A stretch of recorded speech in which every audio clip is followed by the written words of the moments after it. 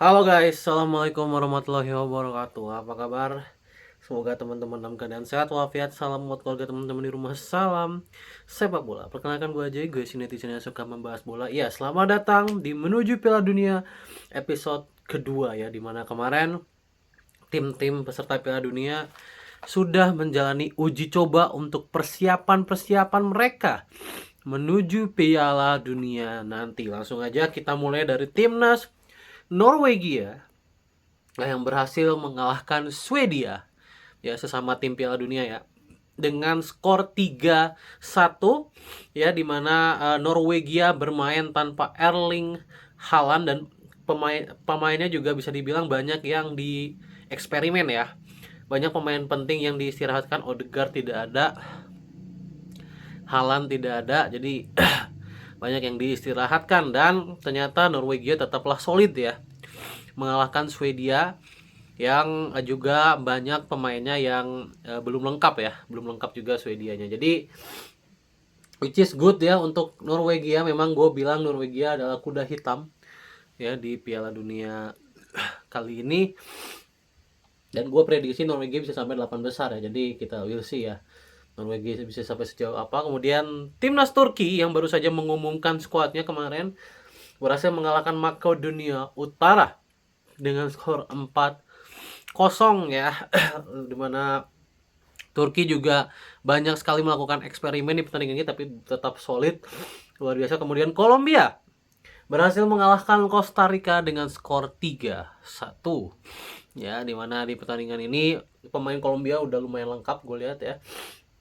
Jadi luar biasa Kolombia memulai start ya di uji coba ini dengan kemenangan. Kemudian Kanada berhasil mengalahkan Uzbekistan ya, ini salah satu tim tuan rumah dengan skor 2-0, di mana Uzbekistan pun gue lihat di highlightnya udah full tim juga Uzbekistan. Jadi kita tahu ini adalah debut yang sempurna untuk Uzbekistan yang lagi kuat-kuatnya di Asia. Jadi kita lihat apakah Uzbekistan bisa memberikan perlawanan di Piala Dunia kali ini dengan bermodal kekalahan ini dari tuan rumah. Kemudian timnas Brazil berhasil mengalahkan Panama dengan skor 6-2, skor yang sangat mencolok ya, dimana timnas Brazil ini ingin gue bahas deh, karena Neymar kan cedera ya. Neymar mengalami cedera, dan apakah Neymar itu bisa digunakan di Piala Dunia kali ini? Ya, kalau bicara apa yang ditampilkan oleh Brazil, karena gue nonton highlightnya full ya. Kemarin gue nonton highlightnya full. Brazil bermain dengan sangat Spartan ya, sangat ofensif gue lihat ya, dimana di situ kan yang main ada Vini ya, semua pemain terbaiknya digunakan lah. Vini, Cunha, Rapinya, Igor Thiago juga main, Ryan juga main gitu ya, dan gelandang-gelandangnya juga banyak yang main.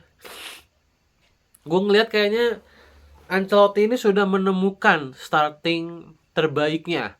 Nah, kalau gue baca kemarin di highlightnya, kayaknya kiper bakal Alisson ya. Alisson Becker akan tetap jadi kiper utama. Di belakangnya itu kemarin gak ada Marquinhos ya. Marquinhos masih di PSG. Adanya Gabriel Magalhaes juga nggak ada ya kemarin. Kemungkinan besar Gabriel dan Marquinhos yang akan mengisi duo center back ya. Gabriel dan Magalhaes ini dua-duanya back final UCL bisa dibilang ya.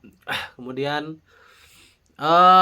di kirinya itu kemarin siapa yang diturunkannya? Gue lupa. Kalau nggak salah Danilo ya atau siapa ya? Gue nggak inget deh kiri kanannya. Kemudian di tengahnya ada Paqueta. Sepertinya Paqueta akan jadi pilihan utama tetap ya, sama seperti kemarin. Kemudian ada Fabinho dan Bruno Guimaraes ya. Bruno Guimaraes juga akan menjadi salah satu pilihan di lini tengah. Kemudian trio depannya kemungkinan besar akan diisi oleh, kalau ngelihat dari kemarin ya, pertandingan kemarin sepertinya Igor Thiago akan jadi striker tengah.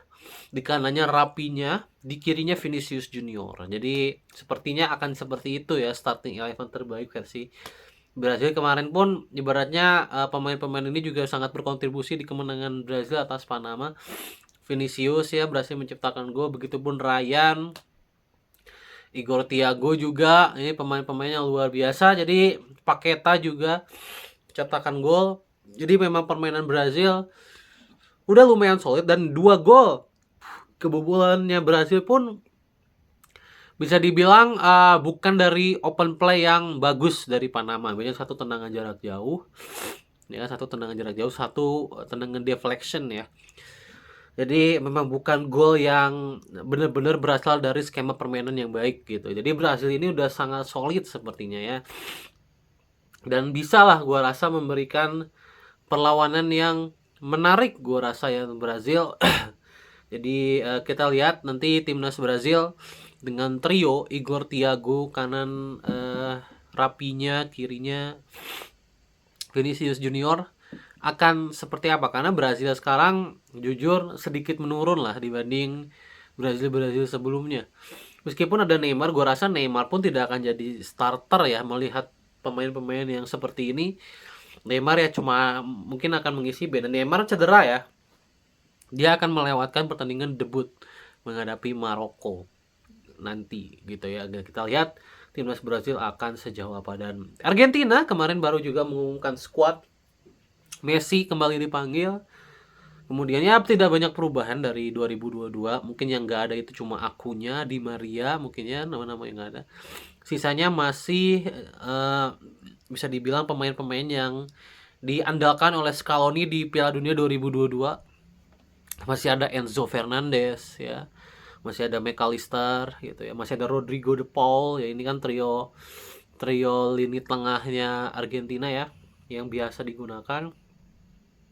Kemudian masih ada Julian Alvarez, Lautaro Martinez, Lionel Messi gitu ya, masih sama semuanya. Giovanni Lo Celso juga masih ada. Kemudian belakangnya ya Romero, Otamendi, ini masih tidak tergantikan. Kemudian kipernya masih Emiliano Martinez ya, masih sama. Ini tidak banyak perubahan. Tagliafico ya masih sama. 75% sampai 80% sama pemainnya.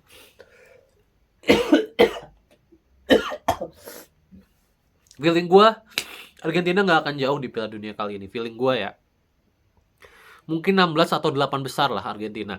Ya, gue tidak menaruh Argentina di unggulan ya, karena harusnya tahun ini tuh tahunnya tim-tim Eropa harusnya ya. Harusnya milik tim-tim Eropa, karena tim-tim Eropa jujur pemainnya jauh lebih berkualitas untuk 2026 ini.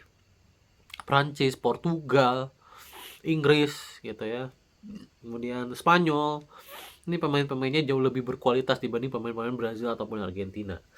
Jadi gue sih ya, dengan persiapan yang dilakukan oleh semua tim, apakah prediksi gue ini bisa meleset gitu ya. Oke, see you di episode ketiga.